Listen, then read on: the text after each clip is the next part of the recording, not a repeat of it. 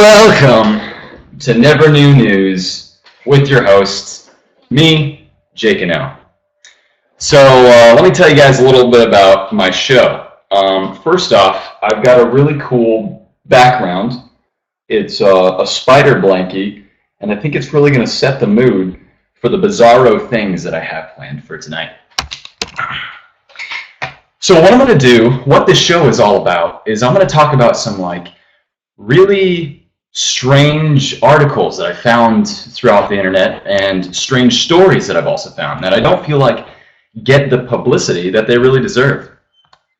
So as I'm talking about each one of these articles, if you find one of them interesting and if you would like to come on and give your input while I'm speaking, just go into the chat box all the way to the right over here, the farthest right circle. It's a little circle that says right at the bottom, and enter in the word video, and I'll bring you on for live video so we can have a little back and forth going on, and you can kind of talk about your input and all that kind of stuff. So after I talk about all these articles, I'm going to have an opportunity, or I'm going to give you guys the opportunity to jump on and talk about any weird articles that you've found throughout the past. You don't have to have sites or sources. I mean, if you just have something that you've heard that would be interesting to talk about, I'd love to hear about it. Because this is all about the bizarre, the strange, funny, interesting, and thought-provoking. But the last thing, above all else, what I want to encourage with this show is that the media is a strange thing. It's a crazy animal. And sometimes it's hard to decide what you want to take as real or sensationalized. So with every article that I examine, I'm going to make sure to look at both sides, whether or not the article's true, whether or not it's just crazy media, and what it means in the big picture of things. So let's get started. Also, last but not least, I'll be posting a link to all the articles on our Facebook page.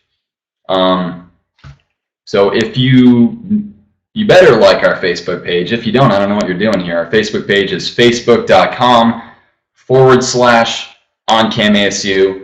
I'll post everything on there so that way you can check your sources and know that I'm not full of shit or anything like that. Okay, so first up, this one's actually a little bit of a bigger news article. It has to do with aliens.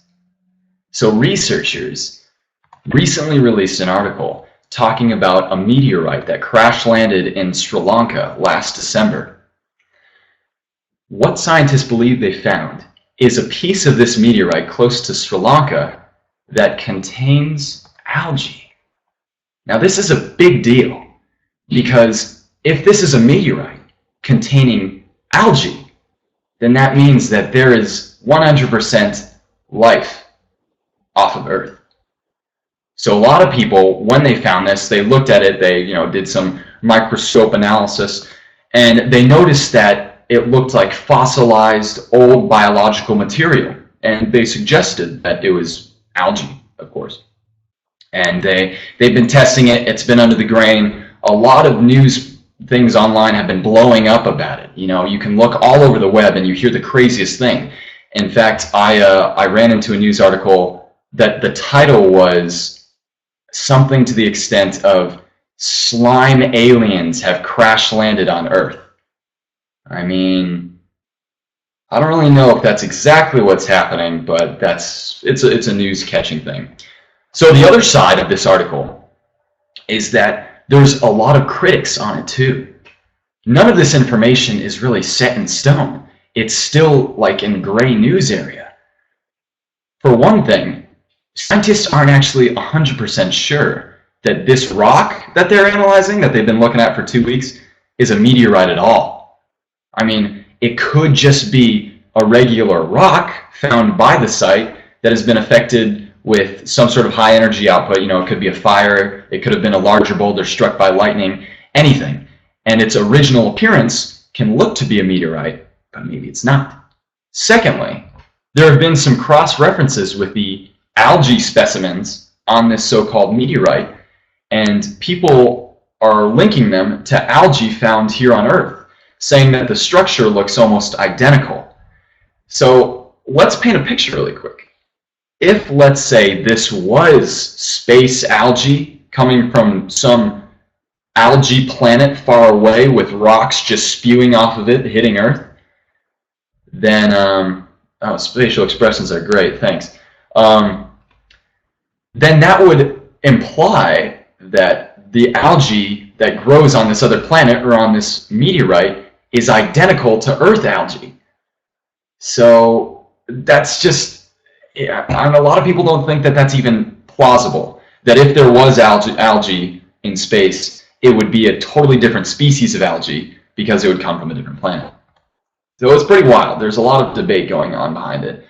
I mean, it's just kind of funny to think about. At the end of the day, these researchers could have spent the last 3 weeks, or not even that, 4 months studying a normal rock, you know? I guess everybody has some science to do. So if anyone has any input on this and they want to jump on and talk about it, I'll give you a second. You guys can post video in the chat box and I'll bring you on. If not, I've got a pretty interesting news article coming up next. Nothing. Cool. So this one's kind of funny. This one isn't as bizarre out there, but it definitely links to weird studies that go on out there. So a study was just released by the Department of Health Promotion and Behavior, saying that dating in middle school leads to higher dropouts and drug use later in life. In other words, middle school kids who date are twice as likely to do drugs and drop out of school. Kind of interesting.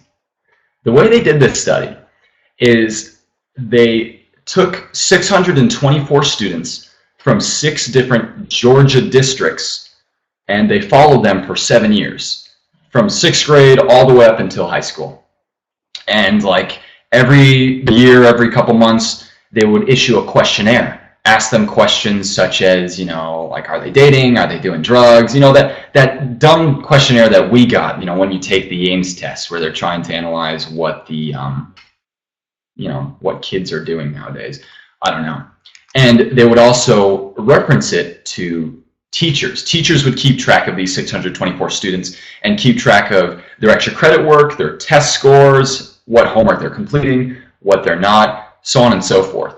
So this study came out with some interesting numbers. They said 38% of students who started dating in middle school continued to date all throughout their learning career up until high school. I mean, I think that number is probably even under-exaggerated. I feel like if you're going to start dating in 7th grade, you're probably not going to stop. I mean, once you start dating, don't you keep on dating for life? I don't know. The next thing they found out is single students had significantly better study habits. They were getting better grades.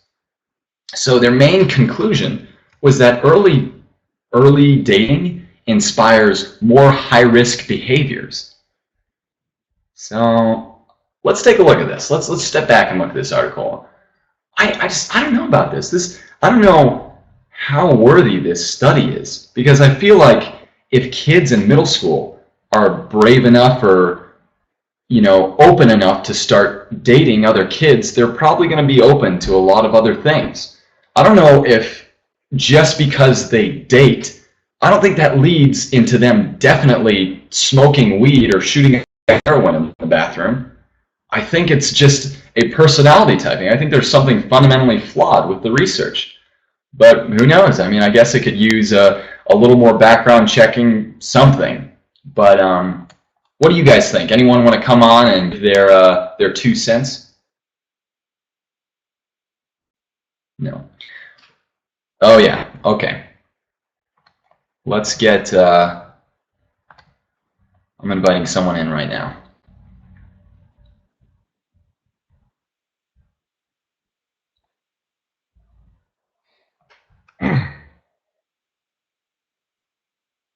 Sounds like you have audio, but it doesn't look like you have visual. Oh, really? Can you hear me? Yeah, I can hear you. If you want to just talk, you can, but we won't get to see your pretty face. All right, man. I'll try to get it sorted out for next time then. Oh, wait, hold on. I think I got this cam thing going.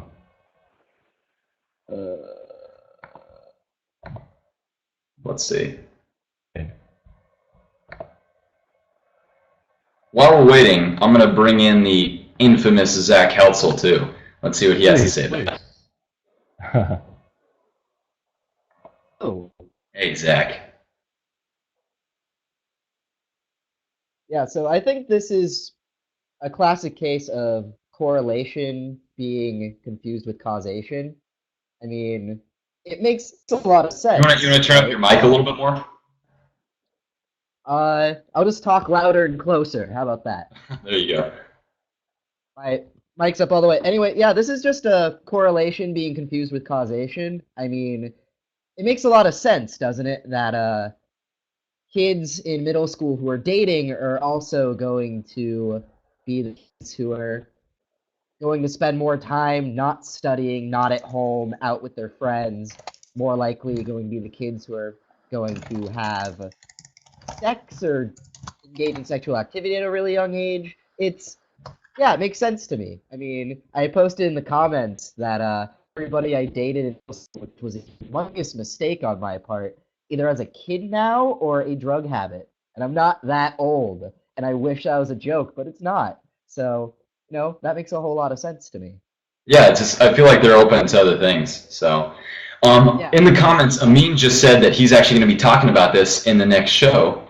So, this will be an awesome topic to piggyback on. If any of you guys in the audience right now want to hear more about this, in our next show, Amin's going to be talking all about dating and the idea behind dating and how to get laid in college. So if you guys want to stick around for that, go ahead. Zach, do you have any other final comments? Nope. All right, thanks for coming on, man. All right, moving right along. Okay, so this article is one that we keep on seeing again and again and again. It's really not anything new, but I really wanted to bring attention to it because it's actually starting to frustrate me a little bit. So here's another study by the University of Texas. It's another study revolving around chemicals found in our food. I mean, I don't know about you guys, but I feel like every 2 months there's another letter chemical, BPA, whatever you want to call it, in our foods that we have to freak out about. I mean, what doesn't cause cancer nowadays? So what they're talking about is something totally different, though. The University of Texas did a study on a bunch of prepackaged food, and they found out that these contain something called phthalates. So phthalates are it's a major product that you find in a lot of household items. You can see them in shampoos, soaps, perfumes, but you can also find them in a lot of plastic things, such as childhood toys. They're used for plastic films. They're even used in some pharmaceutical pills as like a film covering. So they're all over the place. But according to the EPA, they started finding a high level of phthalates in these foods. And as everyone knows, too much of these mysterious chemicals cause the most drastic things out there. So these phthalates cause reproductive damage, premature birth, and even, dare I say it, early breast development. Now, I don't know about you guys, but I don't think early breast development is really the worst problem we face in the US. But nonetheless, if you do a quick wiki search on phthalates, you find the same thing, that they're not really that dangerous, only if you're eating a ton of them. So if you're sitting there eating literal plastic or nothing but processed packaged foods, I think that's the only time you're in danger. But nonetheless, it was a little bit sketchy to me, this whole process thing, because I mean, my opinion is that why even eat these processed packaged foods? I mean, they're delicious, but I guarantee you're going to find a huge list of things that you wouldn't even want in your body, including phthalates. But what do you guys think? Anyone want to chime in on this one?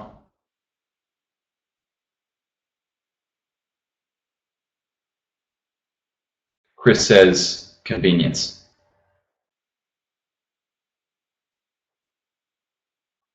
Population control. I like that one too. Cheap.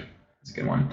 Population control. So it's like these companies are purposely putting the worst stuff in the food in order to keep the bottom tier of society with cancer and just pushing them out of the dregs of society. That's funny. So when are they going to start putting cyanide in our soda pop? I think that's a question worth asking. All right, let me move on to the next one. So this is a touchy topic a little bit. This is kind of funny. This has to do with the Church of Scientology. So Tom Cruise's church in New Mexico has just made these two humongous symbols, like etched in the ground. They're really big. You can see them pretty far up off the ground. I mean, you can't see them from space, but you can see them when you're flying over. It's a pretty big landmark. I'll go ahead and here, let me see if I can. I'll post a link to it in the chat box right now, and then you can kind of see the pictures. But the idea is that a lot of onlookers and a lot of Scientology skeptics are saying that this is like a supposed message to aliens. That I don't think my comment got posted. That this is like a hello symbol to the aliens flying above and all that kind of stuff. Because it's a cardinal belief in Scientology that humans were brought onto Earth by a species called Xenu thousands of years ago, and they're the result of us existing. This is their religious belief.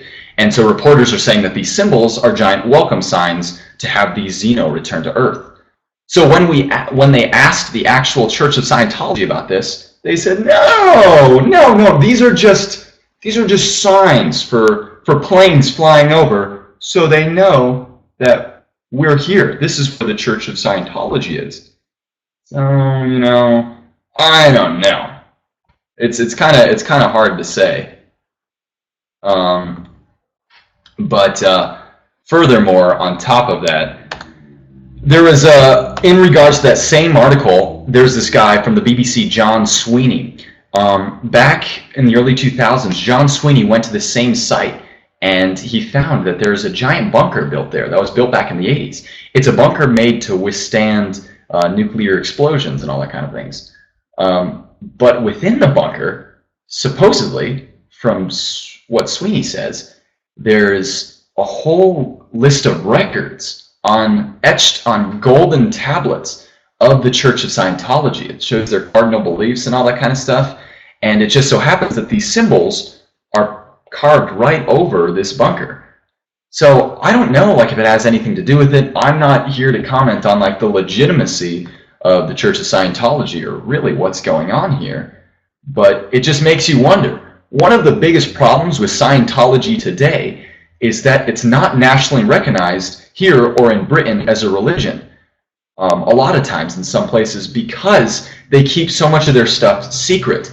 And part of a religion is that, or supposedly to be classified as a religion, at least within the British government, you need to release your dogma and you need to talk about what you believe. But the Scientologists are keeping a lot of this secret, so we don't really know what the Scientologists believe. Not to mention, you have to pay to be a member of the Church of Scientology. So it's all bizarre to me. If anybody wants to jump in and talk about this one, we have a few more seconds on this article. But does anyone have any comments about Scientology in general or giant alien hello symbols?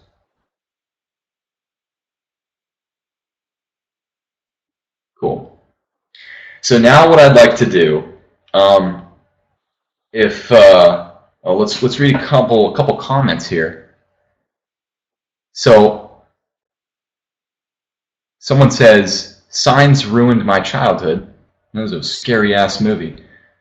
Scientologists are flat out nuts. I mean, that's their opinion. They believe in auditioning people. It's kind of funny. I swear I saw the Phoenix Lights 2 nights ago. These are funny.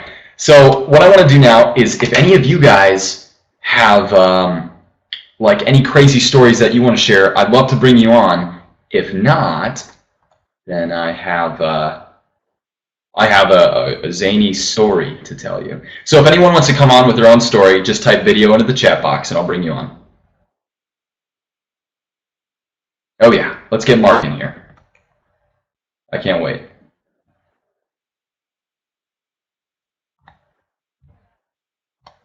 Get on here, Mark.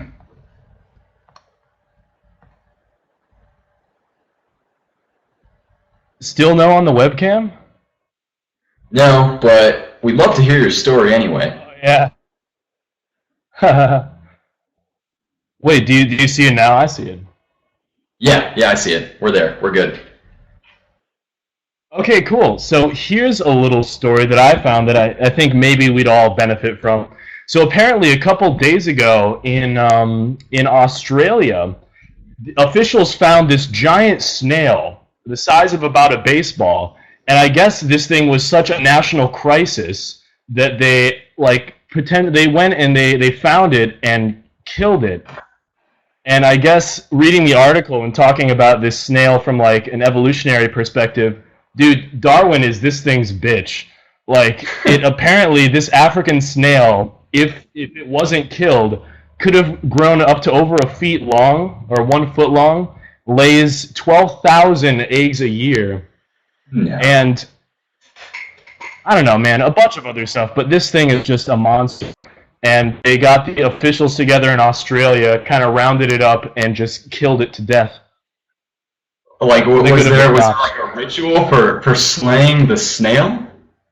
I mean, did they do like some sort of special thing to kill it? They didn't go to it. They didn't in the article go too in depth into it, but they just keep using the word destroyed. So I imagine whatever method they used, they just wanted to be alive. That's hilarious. Can you imagine a bunch of Aussies hanging out about a snail? Like, oh crikey! All right, everybody, get your salt shakers. We gotta get down to the fields right now. We got a huge ass snail, and he's pissing everyone off. We gotta destroy this little shit. I would just be really interested to see like a. I would be interested to see like a Crocodile Dundee-esque guy go up and try to mind command the snail, just try to understand it a little bit. But then he would say, this thing is going to destroy our entire nation. We need a higher power. The number one weakness of Australia has always been giant snails, and I think that's what we learned from your news article. Thanks for coming on, Mark. That's an awesome story. That's exactly the kind of thing that I want to hear. Pleasure. Thanks. It was a pleasure, man. Take it easy. You too, man. Okay, so I don't want to push it too far, but we have a little bit of extra time. I prepared for you guys a spooky story. So let me share with you guys this story. By the way, all my news articles, everything I get, my stories, I get from an array of places on the net. I don't like to focus on one place, but you might see some of my stuff from Reddit. I'm a Reddit user. I love to Reddit, so I'll get some of the stuff from there. I'm also a big listener of the podcast Mysterious Universe. If you guys want to check that out, it has the coolest things on there, so I'm always going to have stuff from there. But this story that I'm about to tell you is a story from the Mysterious Universe website. As soon as it's done, I'm going to jump off, and I'm going to let Amin come on at 9:30, but I want to share this story with you. It's a pretty cool ghost story. So this is called Love After Death. The wedding just never seemed to happen. Tina and Doug lived together for a few years in the mid-2000s and planned their wedding a number of times, but they always had to change their plans. Last wedding we planned out the same month, Doug was diagnosed with terminal cancer, Tina said. So I went from planning our wedding to going to hospitals and treatments trying to find help and surgeries. Doug seemed to adjust well to his fate, except when it came to Tina. He couldn't tolerate the thought of leaving her behind. When he talked about his dying, he made it clear he wanted to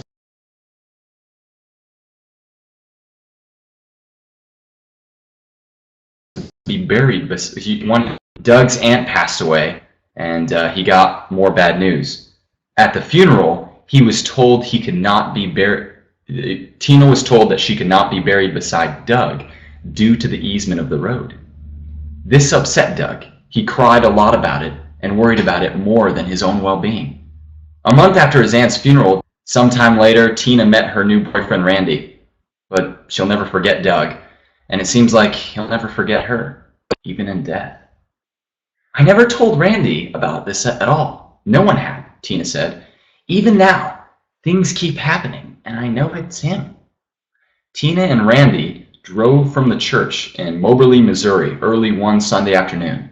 As they approached the small town of Huntsville on US 24 highway, Tina looked over at Randy and asked him to take a small detour. "Let's stop by the cemetery," she said. "I need to see Doug's grave and give him a visit." Randy said okay, and a few minutes later, he pulled into the Hager Cemetery in Huntsville. "We went to Doug's grave and we walked around the cemetery," she said. When they walked by the tombstone of a young couple, Tina knew something was wrong.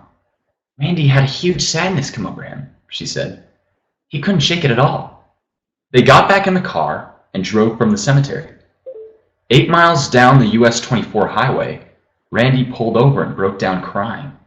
He turned towards Tina, tears running down his face.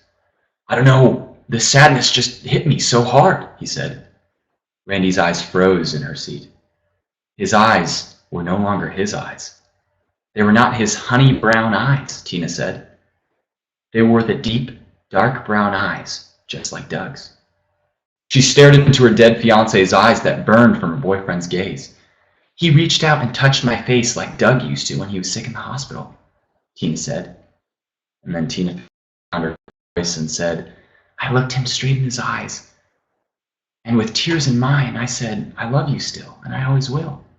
The sadness that gripped Randy faded away enough that he was able to drive home and prepare to shower before work. As Randy peeled off his shirt, Tina saw something she couldn't believe. "I was shocked at what I saw there," she said. "It was a perfect handprint, larger than mine, bright red and yellow on his lower back." The handprint quickly faded away and revealed 2 letters apparently scratched into his skin by fingernails. The letters M.M. Tina and Randy couldn't determine what M.M. might mean. Faced with daily life, they got ready and left for work. But Tina wasn't the only person to notice Randy's eyes that day. A co-worker named Ron saw the difference. "You okay?" Ron asked Randy later that evening. Randy nodded and asked why. "Because," Ron said, "those aren't your eyes." Ron later asked Tina if she noticed Randy's eyes were darker.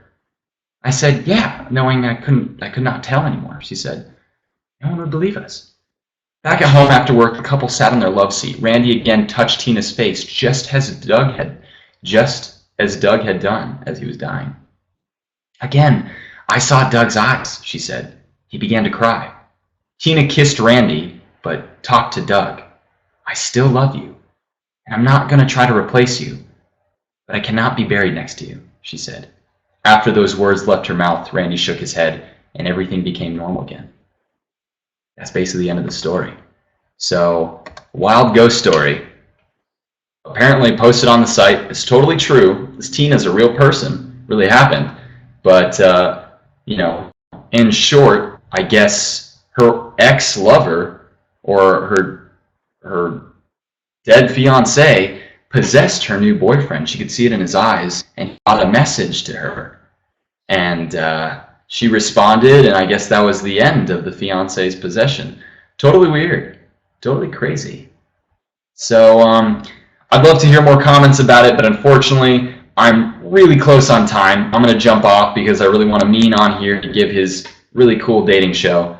But thank you guys so much for tuning in. I'm really excited. I love to have your guys' comments on there. I'm definitely going to do this show next week, so prepare for that. If you guys find any news articles throughout the week that you want to talk about, let me know. Send me a message on Facebook, post on our Facebook page. So you guys have a great night. You stay classy on cam.